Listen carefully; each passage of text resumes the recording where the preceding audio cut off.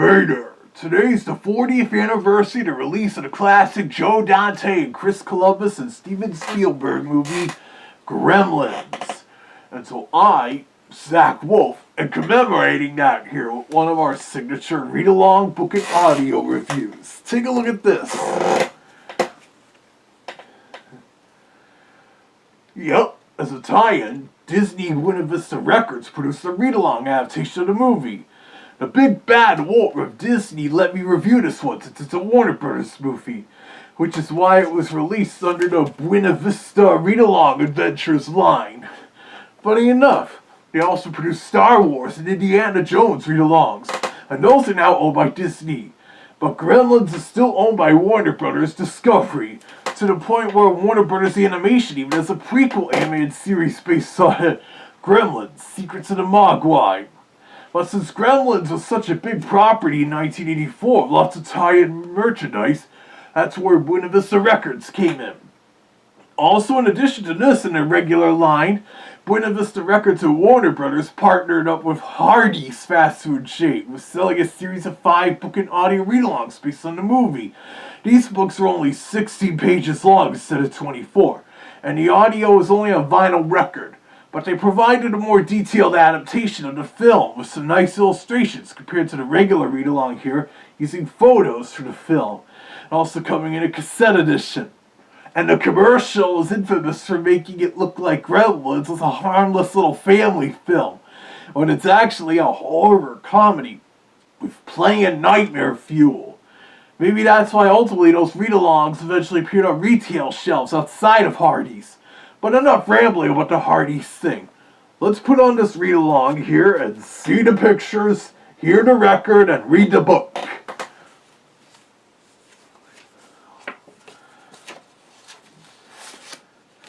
Yeah, look at that.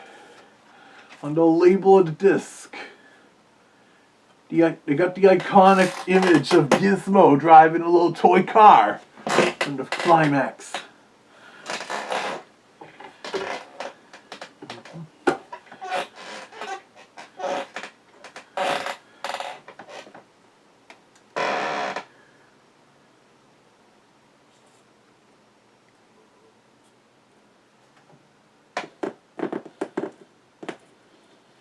There. This is the story of Gremlins.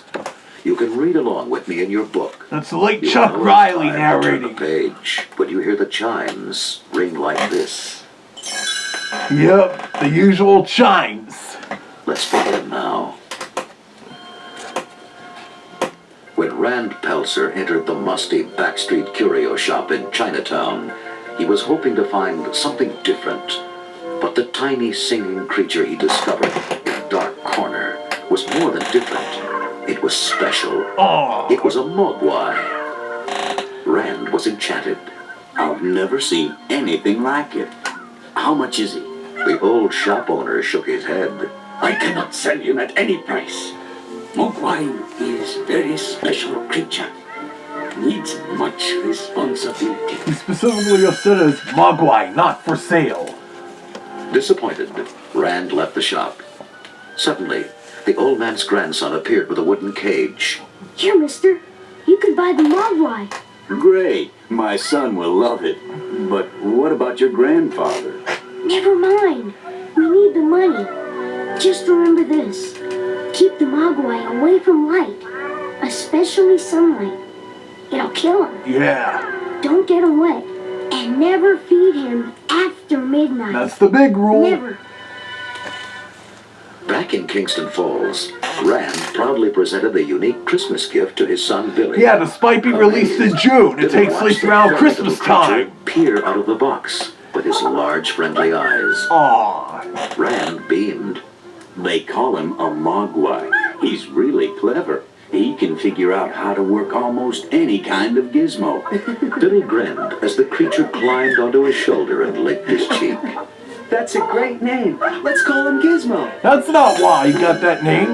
Rand is an inventor, and among being confused by the term Mogwai, he just called it Gizmo as a nickname, and it just I stuck. hope you like it up here, Giz. There was also an amusing scene they cut in this video where where Gizmo is Billy played the spooked by a same camera note on his flash's electronic bright keyboard. light, leading to the discussion of the Gizmo's rules. large ears perked up, and he reached over to play the keys himself.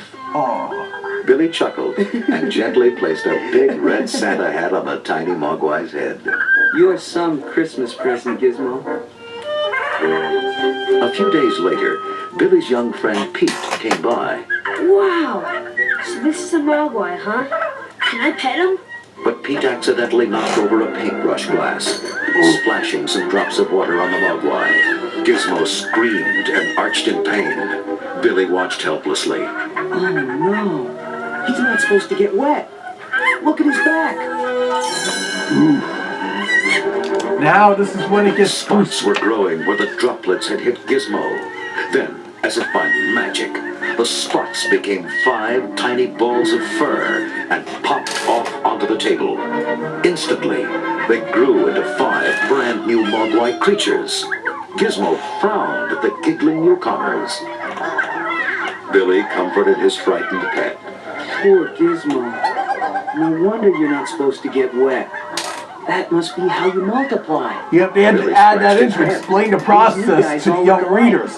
As in the movie, it's all described visually in great graphic detail. Hey Giz, Yep. now you've got 5 playmates.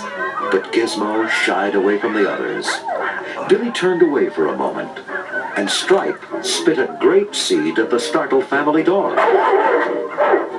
Ooh. Quiet, Barney. If you can't get along with these harmless little guys, you'll stay outside. Stripe snickered to himself. Something's wrong with Stripe there. Late one night, as Billy was drawing at his desk, the 5 Mogwai whined loudly for food. You guys already had dinner. Oh well, it's still before midnight. I guess a snack won't hurt. Billy brought them some leftover chicken, and all of them devoured it quickly. All of them, that is, except a worried Gizmo. The next morning, Billy called his mother, Lynn, upstairs. I left the 5 Mogwai on the floor last night, Mom. But when I woke up, these large sticky pods were here. Billy glanced up from the 5 green cocoons and noticed his clock. Oh no. It still reads 11:30. Those new guys must have tricked me into feeding them after midnight by unplugging it. He actually cut the wires to his clock instead of just unplugging it. Gizmo watched the pods. And again, this is something just shown visually in the movie. Hours passed. They had to spell it out for the book. They quivered and cracked open.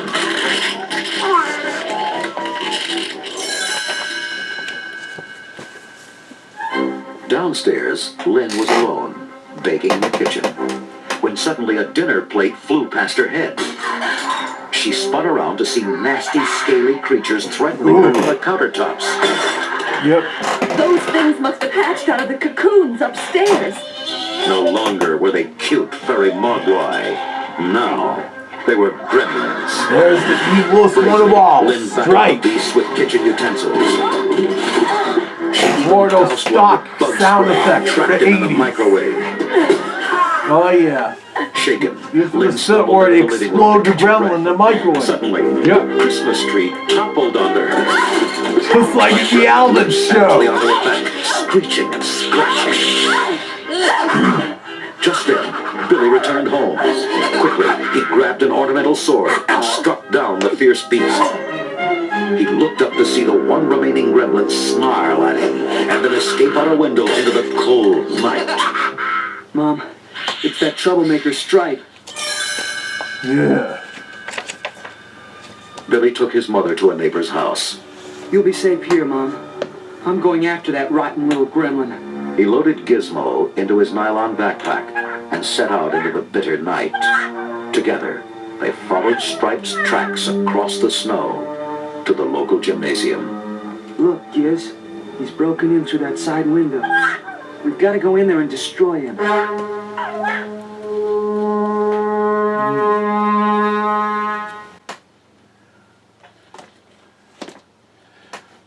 Yeah, an interesting cliffhanger point to end the first side of the record on.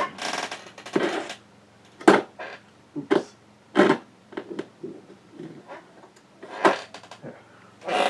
As the Big Bad Wolf has said about those read-alongs, they're mastered for use on both record and cassette. As with the latter, the entire story plays out only on one side, with the exact same program on the other side.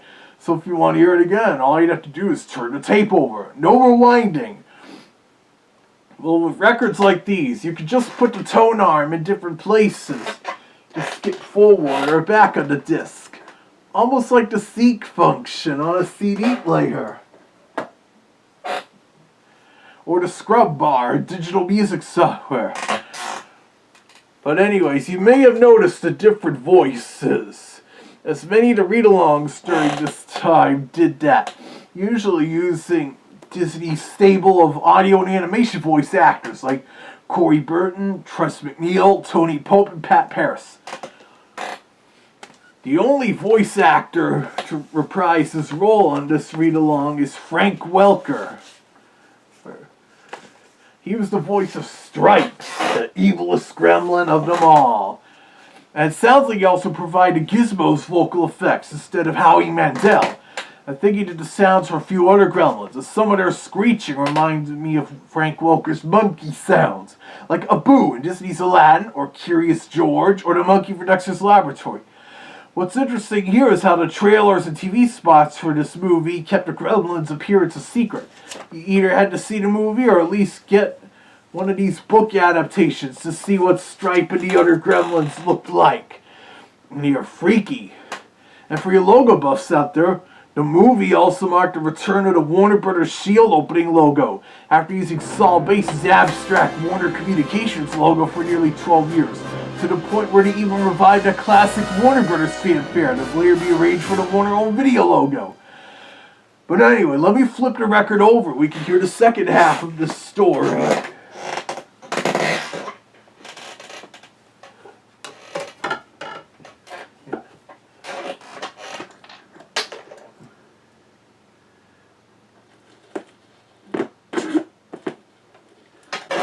Stalked nervously across the silent gem. Suddenly, Stripe leaped at him, raking his chest. Yeah, you're hearing some of Disney Vista Records' usual read-along stock music there. One you've probably already heard a previous read-along story featured here, such as The Great Mouse Detective. It was cheaper than trying to get clearance rights to feature the late Jerry Goldsmith's score in this, as he was Joe Dante's favorite composer. Also uses different sound effects, mostly stock sound ideas ones at the time, like that water splash you heard. The actual movie even used a few Warner Brothers cartoon sound effects. Soon, gremlins were running wild through Kingston Falls. They gleefully smashed windows, knocked over garbage cans, pulled down holiday decorations. See what I mean about those stock sound effects? These were all over the place in the 1980s. Proudly in stolen hats and coats. One crafty gremlin even pried open a traffic control box. He switched all the traffic lights green and watched the cars pile up. Oh, there's that stock car crash sound effect Hanna-Barbera often used, along with the cliffhanger scheme in The Price is Right. Like was making trouble. City worker Futterman was home watching TV when he heard his snowplow start up outside. Oh, Sheila, look. My plow's driving all by itself. Wait, it's headed this sounds way. like Tony Pope doing the voice. Plow crashed right through the Futterman's living room. Thanks to you-know-who. Dozens of mischievous gremlins invaded Dory's pub, chasing out all the customers but one, Billy's girlfriend, Kate. They screeched at her to fetch them food and drink. She ducked a handful of peanuts. Oh, hold on. I'm working as fast as I can. Kate toiled on fearfully as the gremlins threw bottles, ripped up the pool table, and put on discarded hats and scarves. One adventuresome beast even rode the overhead fan for fun. But when one boisterous gremlin demanded a light for his cigar, Actually had a whole bunch of cigarettes stuffed into his mouth. Yuckola. That gives me an idea. Yep, now she knows about one of the rules. Smile, turkeys. The creatures howled and backed away from Kate. As she headed for the front door, she clicked the camera again. Oh no! I've used a bunch of flashes. The the days angry before gremlins digital surrounded her cameras. with vengeance in their eyes. Suddenly, a glare of headlights flooded into the room. The gremlins fell back in pain. Kate, it's me, Billy. Run outside. Kate dashed up. Billy, what are those creatures? Billy hurried her quickly down the street. They're gremlins, and they're tearing up the whole town. Let's hide in here. They ducked into a building. Kate hugged him tightly. It was horrible, Billy. Thanks for saving me. Dawn approached. Kate, Billy, and Gizmo crept cautiously outside. Actually, it was an hour or two before dawn in the movie. There's no sign of them anywhere, Billy. Then, Gizmo sniffed the wind. Excitedly, he pointed Billy toward the local movie theater. Of course. The gremlins are hiding indoors. Sunlight can kill them. Yep. Nervously, Billy peeked inside. They're all in here, Kate. Singing and yelling and throwing popcorn. And milk duds, too. And they were watching Disney Snow White and the Seven Dwarfs and really enjoying it, singing along to the High Host I song. used to work here. Show me where the boiler room is. I've got a plan. Kate led him to a back room behind the screen. Billy turned on all the gas jets That was and lit a rag fuse. Now let's get out of here fast. They raced across the street just as a huge fireball erupted from the theater. And I'm sure the townspeople forgave him for blowing up the movie theater to kill the gremlins. Since the rest of the town was already heavily damaged. Towards a department store. I like when Spielberg blew up the cinema in that Rocko's Modern Life episode I then adapted into the short Filbert the Come on, push him Murderer. off. He's the last gremlin. Yep, As the three entered the silent and the store, evilest one. Billy picked up a baseball bat. You and Gizmo find the lights, Kate. Billy crept from aisle to aisle. He searched the dark tensely. Nothing. Suddenly, a saw blade ripped past Billy's head. That music track again? Narrowly ducking, Billy chased the Yeah, wicked that's gremlin definitely across the store. Stripes' actual Racing around laugh the in the corner, movie. Billy suddenly toppled over in pain, clutching his shoulder. Stripe had shot him with an arrow. The gremlin loaded his crossbow again and cackled. Then the store lights blazed on. Howling, Stripe dropped his weapon and covered his eyes. Billy was saved. Kate found the switches. Then Stripe's ears perked up. He dashed madly for the garden department. Oh boy. Billy followed and discovered Stripe's goal, an electric water fountain. No. He's going to multiply again. The Yeah. gremlin laughed gleefully and leaped into the spray. Just then, Gizmo zoomed by in a toy car. The iconic bit. He crashed into a window, grabbing at the curtain cord with all his tiny might. The curtain flew open, and sunlight poured in. Stripe screamed. His armored skin cracked, and he dissolved into nothingness. Yeesh. Stripe definitely the most gruesome of all the gremlin deaths. That night, Gizmo's original owner, the ancient Chinese man, entered the Peltzer's hall. Mr. Wing. Glaring at the family, he placed the tiny creature back in its wooden box. Why must man always misuse nature's gifts? He is not ready to own Mogwai. Gizmo poked his head out of the wooden box, searching the room with teary eyes. Aw, the sweet Billy scene. smiled sadly. Well, sweeter in the movie The than old by Chinaman's Billy. face softened. He patted Billy's shoulder. Mogwai likes you. Seldom wrong. Someday you may be ready. Yeah, until the sequel 6 years later, where after Mr. Wing dies, the Gizmo is taken to a modern high-rise building science lab where Billy reunites with him. He and his girlfriend now working in the same building. Ah, phooey. There. The sequel is also a lot more comedic, feeling more like a live-action Looney Tunes production, even opening and closing of animation of Daffy Duck, Bugs Bunny, and Porky Pig by Dante's old friend Chuck Jones.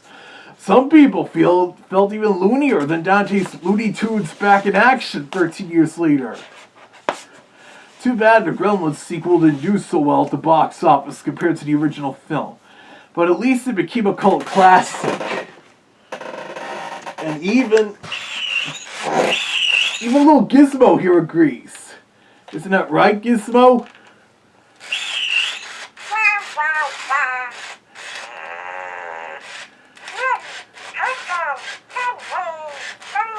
He wants...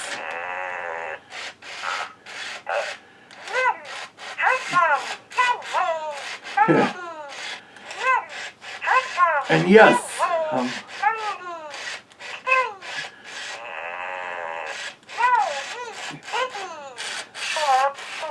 the slurping is cute.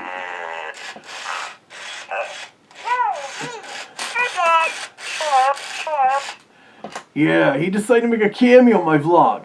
Yes, I'm aware when Warner Brothers attempted to sue Hasbro over their Furby looking similar to the Mogwais. Of course, a Family Guy is to be believed. Instead of turning into a gremlin, if Gizmo were fed after midnight, he'd turn into Fran Drescher. Ha! But anyways, happy 40th anniversary to the Gremlins movie. And as always, keep watching this YouTube channel, see what happens here next.